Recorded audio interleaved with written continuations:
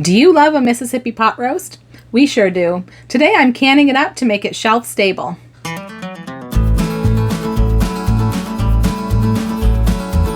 Hey guys, it's Jara with Wicked Prepared. Welcome back to the channel, everyone. If it's your first time stopping by, welcome. Today I'm going to be canning some Mississippi pot roast. If you've never had Mississippi pot roast, it is one of our absolute favorite dishes. You take a beef roast, usually I use a chuck roast, and put it right in your crock pot. Then you sprinkle on top a packet of ranch dressing mix, a packet of Azure gravy mix, and then you add a couple things on top. I usually add about 5 peppercini peppers right out of the jar and some butter. Now the original recipe calls for an entire stick of butter. To me, that's a little bit too much, and it's not because I don't like butter. I am not against butter by any means. I am a butter lover. But when I've made this dish with the entire stick of butter, I find that the sauce is just very, very, very oily. And when you put your leftovers away, you've got a whole, inch of congealed butter on the top of the gravy. It just seems unnecessary to me.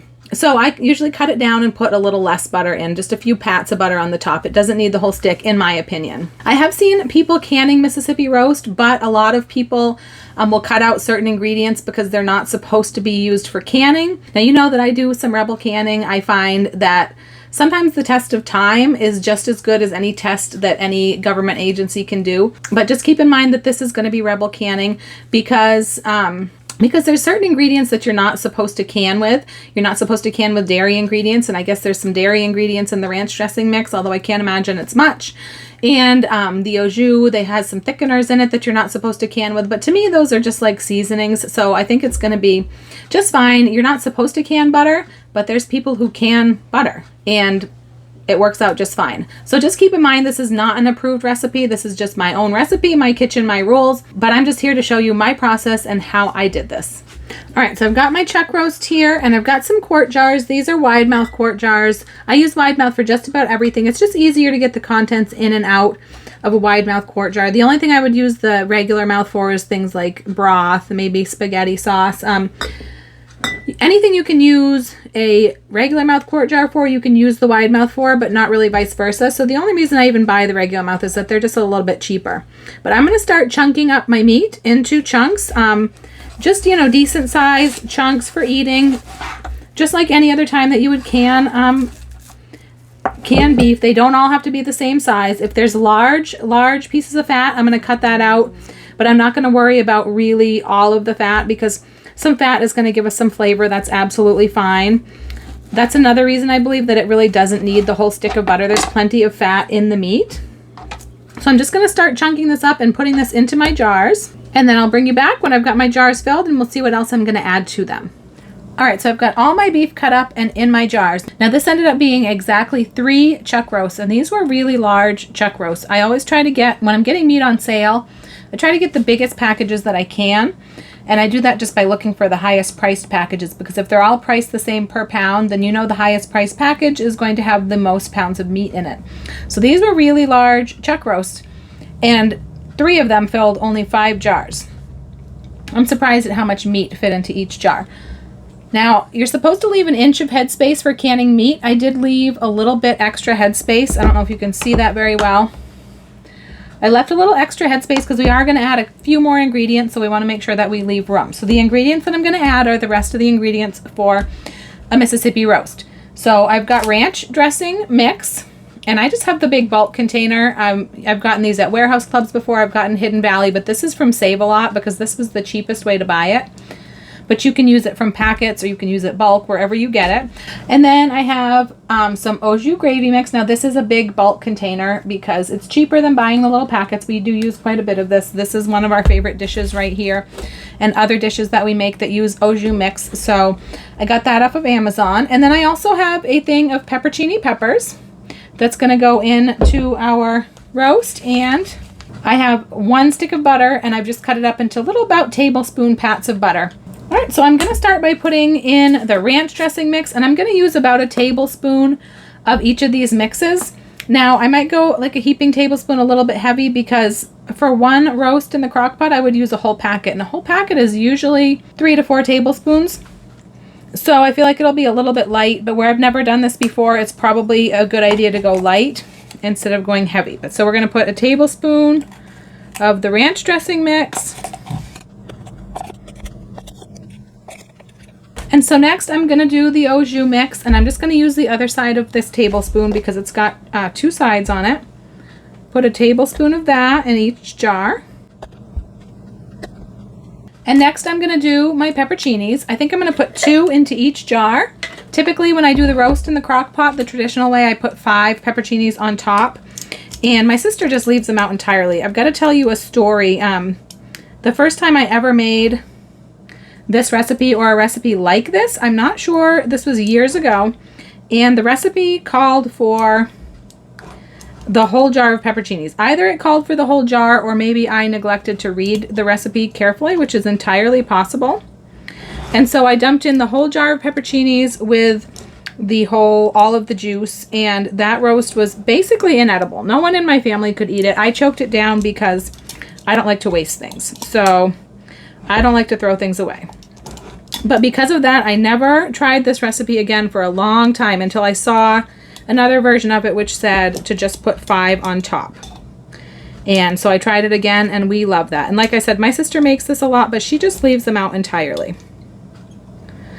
But I debated putting like a tablespoon of the juice from this into each of these jars, and I think I'm going to just leave it out this time because I'm afraid of making it too spicy like I did the first time I ever tried this recipe. So now I'm just going to go ahead and put a pat of butter on top of each of these jars.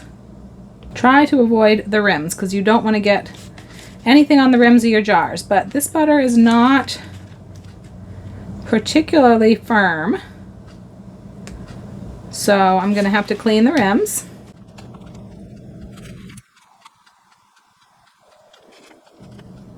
All right, there we go. So this is all ready to go. So what I'm going to do is I'm going to go wash my hands, and then I'm going to clean my rims. Now I have been using just hot water to clean my rims. I am no longer using vinegar. I don't think these are too dirty besides these where I got a little bit of stuff there, but I'll give them a good cleaning, and then we'll get these ready to go in the canner. All right, so what I've got here now is I've got some very hot water. I heated this up in my electric tea kettle, and I've just got it in a little custard dish here, and I've got a clean paper towel. And I'm just going to use the very hot water to clean the rims of these jars just to make sure that there's no residue from the meat or the butter or anything like that on these rims that is going to prevent our jar from sealing well. Now, something I forgot to mention that's probably important is that this is cold packed. The meat obviously was cold when I put it in, so I put it in cold jars, and all of the ingredients are cold. And because of that, I'm going to be starting with cold water in my canner. You always want to keep all your temperatures the same. If you do hot pack and pack hot foods in, you're going to want to use hot water in your canner when you get started. But this way, I'm putting cold jars, so I'm starting with a cold canner, and it'll all come up to temperature together. All right, I think those are nice and clean. I'm going to go ahead and put on my lids and my rings. Now, these are ball lids that came with the jars. These were new jars. So I'm not heating these lids at all, these flats, because they no longer call for you to do that. I know a lot of people have had trouble with the ball lids lately. I think they've been bought out by a different company, and they're just not made the same way that they used to be. I've had a lot of people complaining about having issues. I haven't had any issues myself yet, but I am starting to transition to a couple of other types of lids which have a really good reputation for being a lot better. And I haven't had trouble with the ball, so the big reason that I'm switching is because I found that they're actually cheaper. When I went to buy some ball lids at my Walmart store, I was shocked at the price that they've gone up to. So I'll put a link to those lids down in the description box in case you're interested in checking those out. And so now that I've got the lids and the rings on, I'm just going to go ahead and tighten these up and get them into the canner.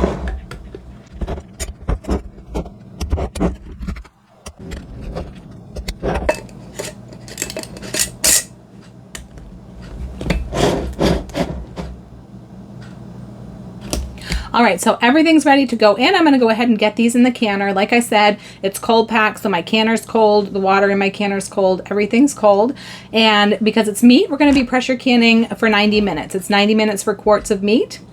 And I'm not going to go through the whole canning process with you because I have other videos where I do talk about that. So I'll link a good meat canning video down in the description box below in case you're new to canning and you're not familiar with how that goes. But honestly, if you're new to canning, I feel like you shouldn't really be starting out with Rebel canning recipes.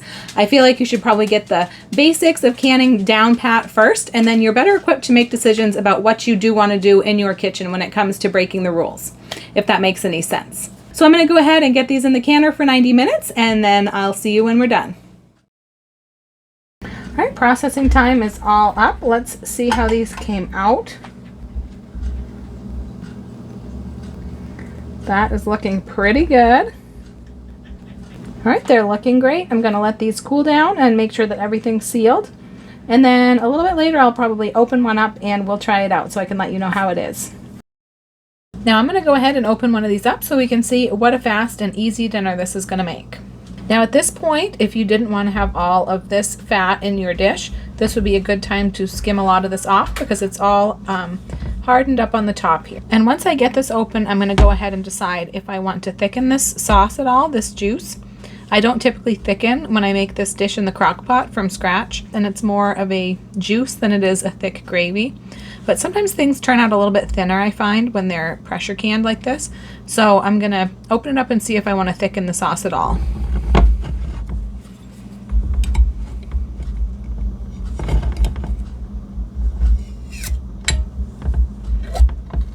Now I'm going to go ahead and leave this fat in here because this is how it would be with the typical dish when we cook it. Now you can see how just tender and shredding and falling apart that meat is, just like you want your pot roast to be.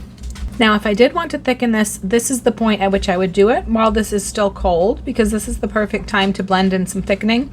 I would typically use cornstarch, and if I wanted to thicken this, I would just take a little bit of this cold liquid and blend it in with maybe a tablespoon of cornstarch, because this isn't very much liquid, so that would be plenty. But I think I'm just going to leave it just as it is and have it straight out of the jar just like this, which is pretty typical to how we would normally have it if we had cooked it fresh. So I'm just going to turn the heat on, warm this up, melt this sauce down, and I'm going to whip up some instant mashed potatoes and we'll have a really quick meal.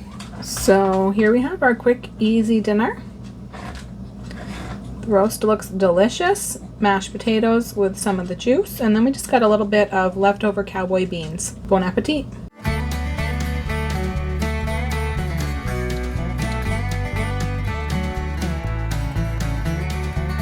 This is absolutely delicious. It's just like if you would have made it fresh in the crock pot.